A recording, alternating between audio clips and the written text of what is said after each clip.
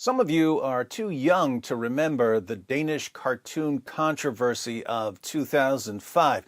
Back in 2005, the staff of the Danish newspaper Jyllands-Posten became concerned about their self-censorship when it came to Islam.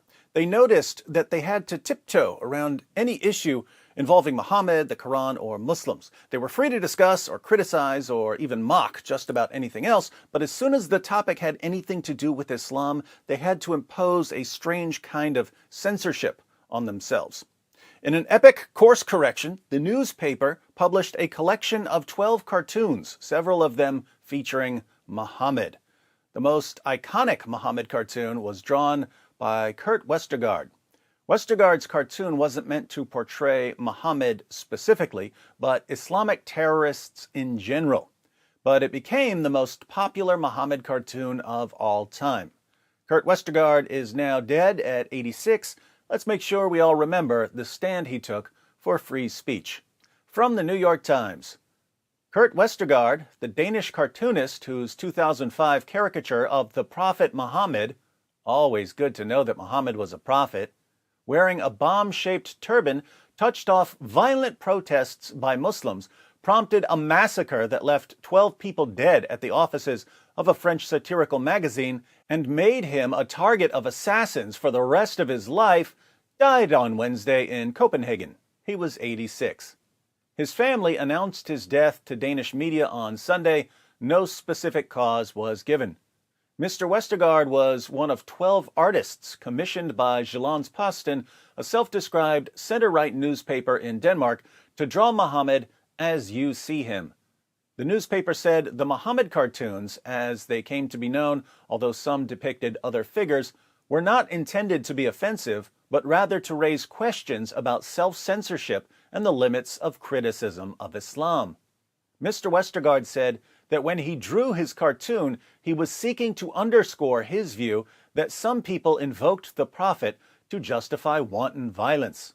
He later explained that the bearded man he had depicted, with a lit fuse protruding from his turban, could have been any Islamic fundamentalist, not necessarily the founder of Islam.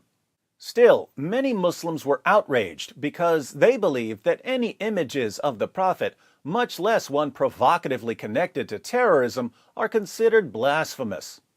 Let me guess, since someone associated your prophet with violence, you're going to respond with a bloodbath. Am I right? In 2006, Danish embassies in the Arab world were attacked in riots that claimed dozens of lives.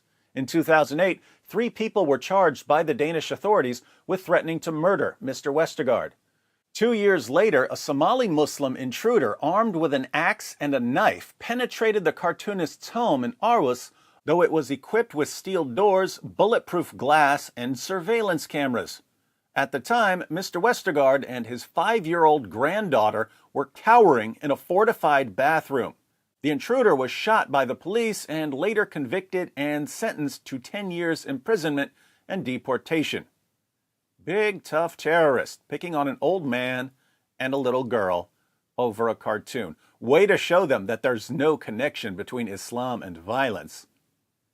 In 2015, 3 Islamic militants stormed the Paris office of the magazine Charlie Hebdo, which had reprinted the cartoons, and killed 12 people, most of them staff members. In an interview with the National Post of Denmark in 2009, Mr. Westergaard expressed disappointment at the reaction to his cartoon by many newcomers to his country. Many of the immigrants who came to Denmark, they had nothing, he said. We gave them everything: money, apartments, their own schools, free university, health care. In return, we asked one thing: respect for democratic values, including free speech. Do they agree? This is my simple test. I don't think they agree, Kurt. The article goes on, but let's read a couple of quotes from Westergaard.